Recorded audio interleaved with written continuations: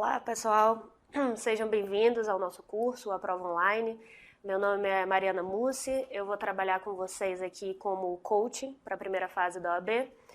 E antes da gente começar exatamente a nossa aula, eu acho importante explicar para vocês um pouquinho qual o papel do coach, né? O meu papel aqui vai ser tentar direcionar vocês para otimizar da melhor forma possível o estudo, ou seja, tentar fazer com que vocês consigam aprender o maior número possível de conteúdos no menor tempo possível.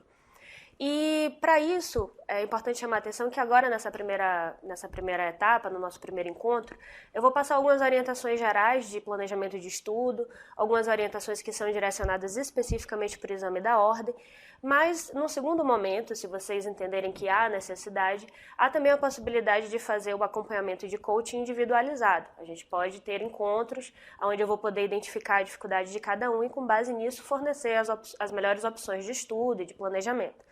Então, o papel do coach é isso, né? Tentar direcionar os estudos dos alunos de forma com que vocês possam render da melhor forma possível. E antes da gente também entrar propriamente no assunto, né, na nossa aula, eu acho importante trazer para vocês a minha experiência de vida, porque é justamente na minha experiência prática, né, o que eu passei quando eu estava estudando para o exame da ordem, foi com base nessa experiência que eu elaborei essa aula com algumas dicas de como estudar e como fazer o seu tempo render.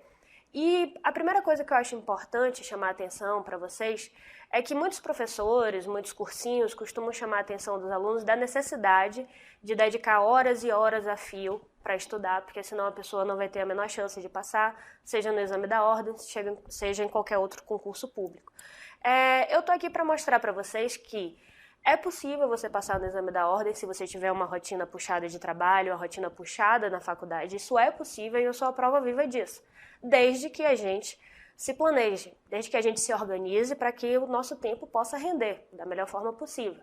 Na minha época de faculdade, quando eu estudava para o exame da ordem, eu trabalhava o dia inteiro no escritório de advocacia, eu estagiava de manhã e de tarde, frequentava a faculdade à noite, saía da faculdade entre 10 e 10 e meia, chegava em casa às 11 horas e esse era o tempo que eu tinha disponível para estudar. Muitos colegas desistiram, justamente por ter um tempo curto. Muitos professores entenderam que não era a melhor forma de fazer, não era o melhor momento para fazer o exame da ordem, porque tinha pouco tempo de estudo. Só que eu me organizei, estudei e consegui ter êxito. Se eu conseguir, qualquer um pode. Não só eu consegui passar, como eu passei em primeiro lugar no ano que eu fiz a minha OAB. Então, eu acho que o planejamento é a chave de tudo. Você tem que se planejar, você tem que otimizar o seu estudo, você tem que saber como estudar e você tem que saber como resolver a prova da ordem também. Porque existe toda uma lógica que é adequada de vocês seguirem. Então, nesse nosso encontro de hoje, eu vou destacar dois pontos principais para quem está estudando para a ordem. Vocês precisam necessariamente ter o planejamento, e vocês vão ver que eu vou repetir ao longo dos nossos encontros muito essa palavra, porque é necessário se planejar. O exame da ordem, como vocês vão ver um pouquinho mais à frente, tem um número de matérias muito extenso, então é preciso encarar com tática de guerra, o que vai estudar, como vai estudar, o que é que vai ser priorizado para conseguir ter êxito. E além disso, uma outra coisa importante, o controle emocional. A OAB, gente, como todos vocês sabem, normalmente a gente encara o exame da ordem logo que a gente está saindo da faculdade. Então existe uma pressão muito grande, tanto dos colegas de trabalho, quanto da família, quanto de nós mesmos, porque sem o exame da ordem a gente sabe que a gente não pode começar a advogar. Então existe uma carga, uma cobrança muito grande em cima do estudante que vai encarar esse exame. E normalmente é o primeiro contato que a gente tem com uma logística de concurso. A gente está saindo da faculdade, que o tipo de cobrança costuma ser outro, para encarar um concurso. É um concurso público. Então, a partir do momento que a gente se planeja, o planejamento vai poder, se você está organizado, se você viu que você está conseguindo estudar, que você venceu a maior parte das matérias, isso vai te dar uma segurança para ir para a prova com um pouco mais de controle, né, sobre o que fazer, como fazer. Seguindo aqui no nosso esqueminha, eu achei importante chamar a atenção do planejamento, novamente, mas aqui a gente vai trabalhar com um planejamento geral e um planejamento direcionado para a OAB. O que eu quero dizer com esse planejamento geral? Gente, esse planejamento geral vocês podem adotar desde a época da faculdade para a OAB e para qualquer outro concurso que vocês escolham fazer. Né? Tem dicas que são essenciais para vocês estabelecerem um plano de estudos para qualquer concurso que vocês venham encarar. E no que diz respeito ao direcionamento para a OAB, eu chamei a atenção para o seguinte: esse planejamento dos estudos, ele envolve 2 momentos, que muitas vezes a gente não se toca que existe essa necessidade. Ou seja, vocês têm que se planejar antes do exame, e aqui a gente está trabalhando com essa questão de quais matérias estudar, como estudar, quais matérias caem mais, e durante o exame, que é como resolver a prova. Alguns professores, alguns alunos criam estratégias para resolver a prova que muitas vezes acabam mais atrapalhando do que facilitando a vida do aluno. A prova da OAB é uma prova extensa, então vocês precisam ter uma certa racionalidade na hora de responder essa prova. Não pode perder tempo, não pode desperdiçar tempo com besteira. Então, no que se refere ao planejamento geral, né? O que é que eu quero falar com isso? Bom, eu acho que são importantes 2 itens de serem observados. Primeiro, vocês têm que levar em conta a sua realidade. O que é que eu quero dizer com isso?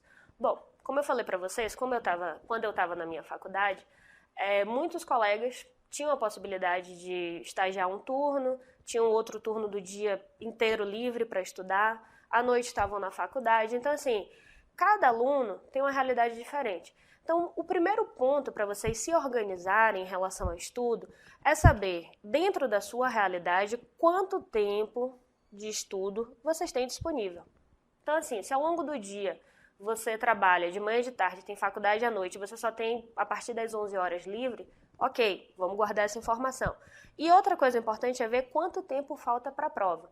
Esses 2 itens, gente, pode parecer lugar comum, mas é extremamente importante que vocês observem essas 2 questões. Por quê? Porque é muito comum, primeiro, a gente tentar estabelecer uma organização de estudos de acordo com a cabeça do colega, que está se organizando, tendo em vista uma realidade que não é a nossa. E segundo, a gente tem mania também de quando cria o nosso organograma lá de estudo, do que estudar, quais as matérias, quais os pontos, é muito comum que você estabeleça uma quantidade muito grande de conteúdo que vocês querem estudar no dia e muitas vezes você não dá conta desse conteúdo.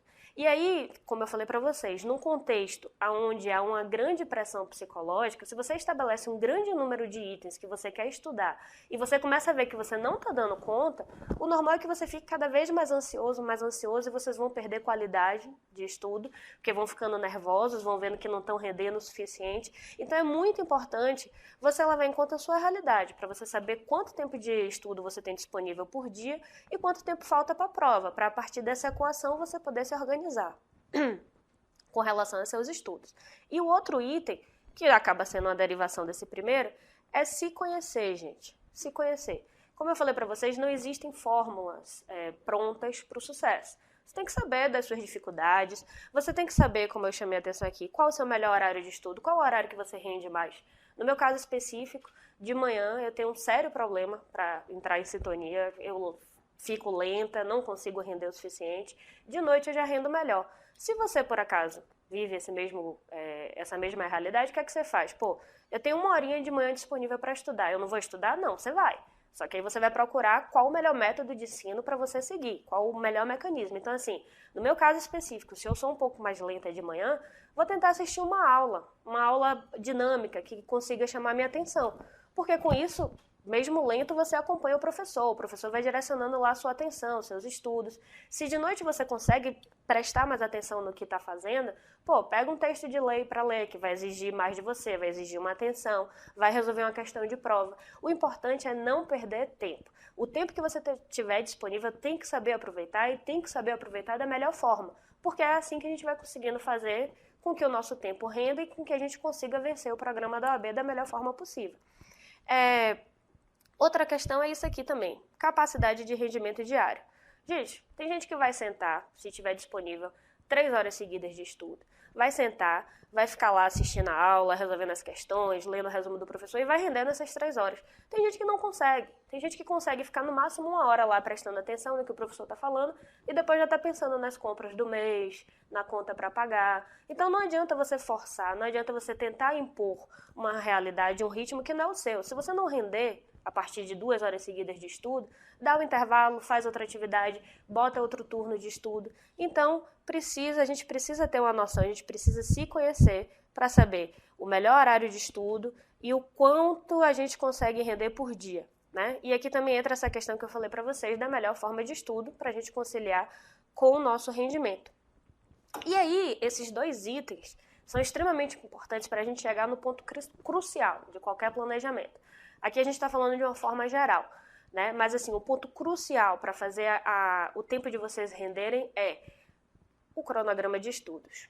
E esse cronograma, pessoal, vocês vão conseguir elaborar a partir daqueles dois itens anteriores que eu falei, ou seja, conhecendo a sua realidade, sabendo o quanto você rende por dia, o quanto de horário disponível você tem por dia. Com base nisso, vocês vão montar esse cronograma aqui de estudo. E notem, parece também um lugar comum, mas prestem atenção. Aqui nesse cronograma eu fiz questão de colocar, repare, a manhã, a tarde, a noite e a madrugada, pessoal. Porque, para quem não tem tempo, a noite é uma criança. Então, se você trabalha, exemplo, eu trabalho toda segunda de manhã, então vamos riscar aqui, não tem condição de estudar toda manhã. Mas aí você tem o turno aqui da tarde. Então vamos ver, segunda de tarde de 1 às 2 é meu horário de almoço, eu consigo estudar. Terça não dá, muito puxado. Quarta eu consigo, quinta não, sexta talvez. O sábado é um dia excelente para vocês poderem colocar em ordem as aulas, assistir aula, resolver questão. O domingo, se vocês conseguirem render ao longo da semana, gente, tira um turno do domingo, amanhã, né? Se você render bem na manhã, tira um turno aqui, turno da manhã de domingo para estudar. Deixa o resto livre para descansar, se puder. Se tiver atrasado nos estudos, bota 2 turnos, certo? E uma vez feito esse cronograma, né? Eu tenho aqui a segunda.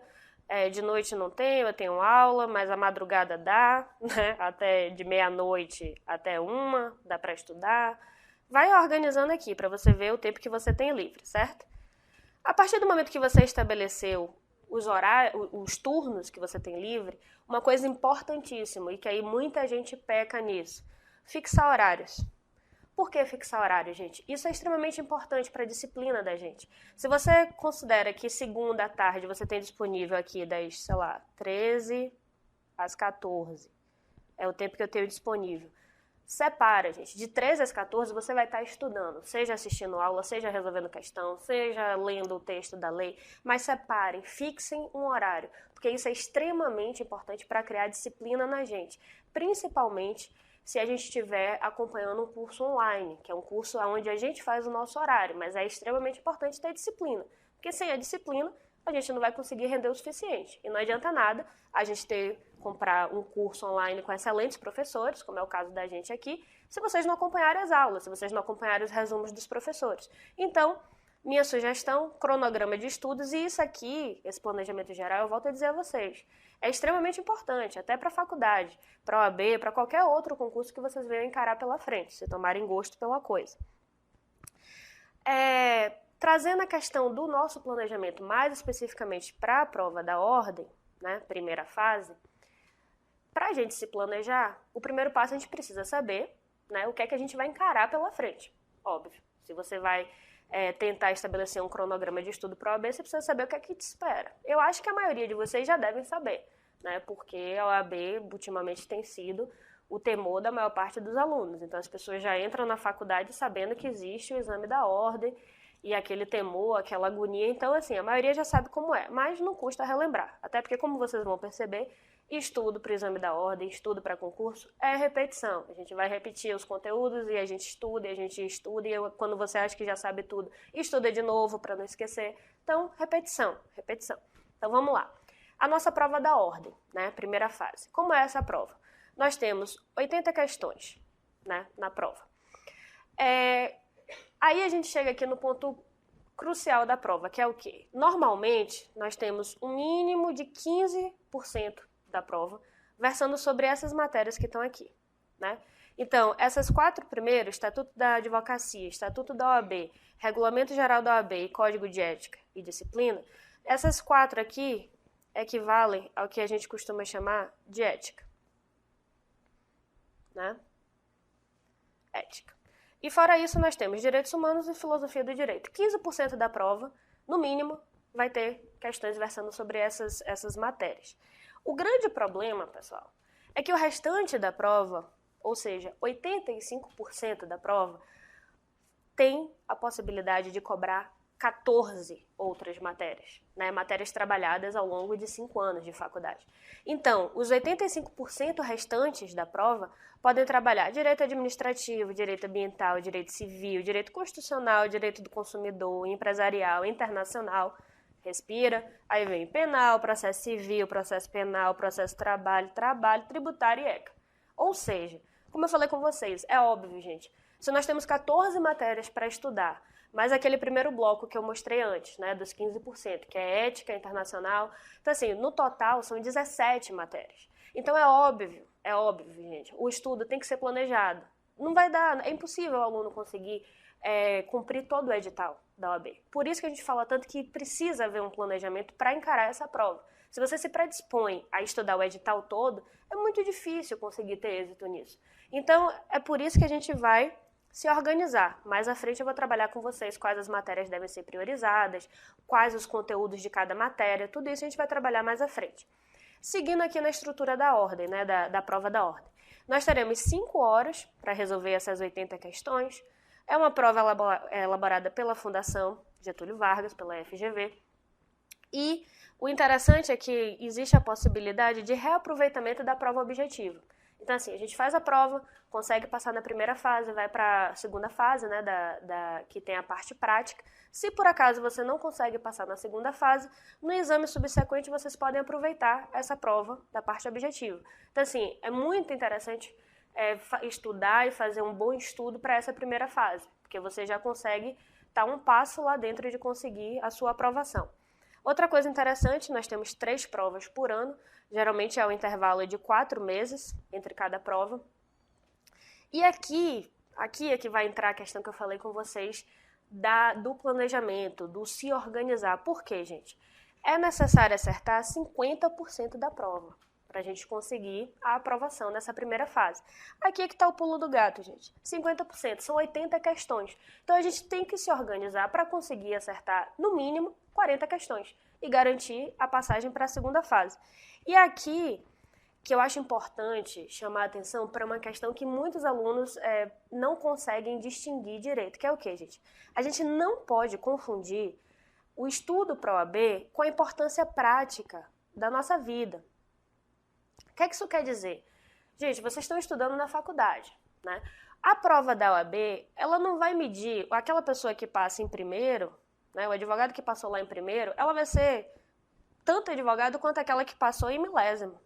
Então, assim, não se sintam com peso na consciência, porque, poxa, eu não vou conseguir estudar tudo, são 80 questões, eu preciso acertar a maior parte, eu preciso acertar 70% para mostrar que eu sou bom. Não, gente. É muita coisa para estudar. Como eu falei com vocês, são 17 matérias que precisam ser estudadas. Os conteúdos programáticos são enormes. Então, não. A OAB é um estudo direcionado, é um estudo programado, um estudo planejado para que você consiga vencer essa primeira fase, o quê? Acertando as 40 questões. Então, a gente tem que ter isso em mente. Não precisa ter aquela cobrança de que eu preciso gabaritar a prova, senão eu não vou ser bom o suficiente, não. Até porque, gente, quando a gente passa na primeira fase, passou, vai estar lá seu nome na lista de classificados. Se você tirou 40, 42, 55, ninguém quer saber. Agora é partir para a segunda fase, entendeu? Então, vamos ter isso em mente. Vamos organizar os nossos estudos de acordo com a necessidade que uma primeira fase exige.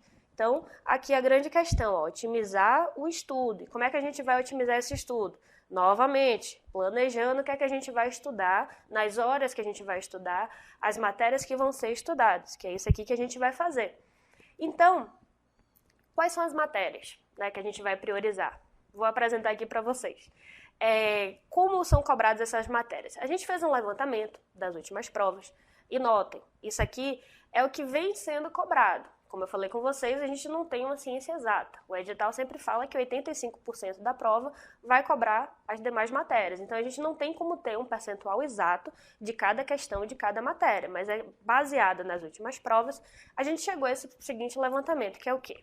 Ética, aqui é a matéria de ética, costumam ter 10 questões. Ética, envolvendo aquelas 4 matérias que eu já falei para vocês. Aí nós temos constitucional com 7, direitos humanos com 3, tributário com 4, administrativo com 6 questões, empresarial com 5, trabalho com 6, processo de trabalho com 5 matérias. Esse bloco aqui, gente, eu vou falar mais à frente para vocês, mas esse grupo aqui é o grupo que a gente vai priorizar. É o bloco 1 de matérias que a gente precisa estudar, a gente precisa priorizar. Mais à frente eu vou explicar direitinho para vocês. Aí, seguindo na nossa prova, nós temos as chamadas matérias pequenas, que é filosofia, ética internacional, ambiental e o Código de Defesa do Consumidor. Cada uma dessas matérias com 2 questões. São as chamadas matérias pequenas, né, da ordem, porque a quantidade de questões são pequenas. E essa aqui é o que eu chamo de grupo da morte, pessoal. Por que grupo da morte? Vou explicar para vocês. Essas matérias, por aqui vocês já veem, né? A gente está trabalhando com penal, processo penal civil e processo civil. Gente, vocês sabem que isso aqui é um mundo de assunto. É muita coisa para se estudar. Para no final você ter 6 questões de penal, 5 de processo penal, 7 de civil, 6 de processo civil. Então, pessoal, pela nossa lógica de estudo, esse grupo da morte aqui, a gente vai estudar, mas não vai ser a nossa prioridade, né? A nossa prioridade vai ser esse grupo aqui, o bloco 1 de matérias. Por quê? Vamos entender. A gente tem ética, que a gente sabe que pelo menos, né, a gente vai ter 10 questões. Ética é uma matéria que não costuma ser muito complexa, entendeu? Normalmente só lendo. Se a gente frequenta as aulas, assim, a aula é sempre boa. Eu acho que a aula sempre é uma coisa boa da gente assistir, porque mesmo quando você está com a mente cansada, ouvindo o professor, ele já direciona seu estudo, ele chama a sua atenção. Eu acho que sempre que, se a gente puder assistir, seja presencial, seja da forma online, que é muito interessante para quem não tem muito tempo, eu acho que a aula sempre é uma coisa interessante da gente assistir, porque chama a nossa atenção, faz com que a gente consiga assimilar um maior número de matérias, de conteúdo. Então, assim, ética, nós temos 10 questões. Ética, pessoal, é extremamente importante. Então, ética vai ter que entrar na cabeça de qualquer jeito. Nós temos 10 questões. Lembre que a gente tem que acertar 40 questões. Voltando a falar, são 40 questões que a gente precisa acertar. Se dessas 40 a gente já tem 10 que costumam ser fáceis, vamos focar nelas. Tem que saber ética, tem que estudar ética. O segundo grupo aqui de matérias desse bloco 1, né, que é o bloco que eu acho que a gente tem que priorizar nos nossos estudos, tem o quê? Constitucional, direitos humanos, tributário e administrativo. Por que eu chamei a atenção? E porque eles estão, inclusive, todos da mesma cor. Por quê? Constitucional, pessoal, como a gente sabe, a nossa Constituição é uma Constituição extremamente analítica. Então, assim, ela aborda um grande número de matérias. Então, estudando constitucional, vocês não estão estudando só constitucional. Vocês, invariavelmente, ao ler a letra da lei, ao ler a Constituição, vocês vão estar estudando outras matérias. E por isso que está esse grupinho aqui, ó, todo de amarelo. Por quê? Quando você estudar constitucional, você vai ver muita coisa de direitos humanos, você vai ver muita coisa de tributário, você vai ver muita coisa de administrativo, fora as outras matérias que não estão aqui. Você vai ver trabalho também, a parte de direitos sociais, você vai ter lá um monte de direito trabalhista. A parte de ambiental, tem muita coisa na Constituição. Então, assim, constitucional tem que ser priorizado, tem que ser estudado.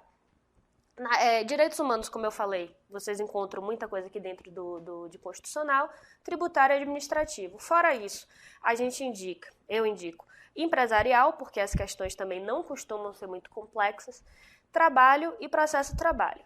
Trabalho e processo de trabalho, gente, por mais que você não tenha estagiado nessa área, trabalho, a gente sempre tem uma noção. Sempre tem uma tia que vai perguntar sobre as férias, que tem que pagar para algum funcionário, sempre tem dúvidas sobre salário. A gente mesmo, quando começa a trabalhar, vai ler sobre férias para saber como são os direitos, sobre 13º. Então, assim, trabalho a gente sempre tem uma noção. Então, e as questões também não costumam ser muito complexas. Então, trabalho e processo de trabalho também é importante focar e direcionar os nossos estudos. E notem, esse grupo de matérias aqui que eu separei, se a gente focar neles, só aqui a gente tem o quê? 46 questões na prova, em média. 46 no contexto de 40 que a gente precisa acertar, a gente está com a folga de 6. 46 questões representam a média, gente, de 56% da prova. 56, 57% da prova.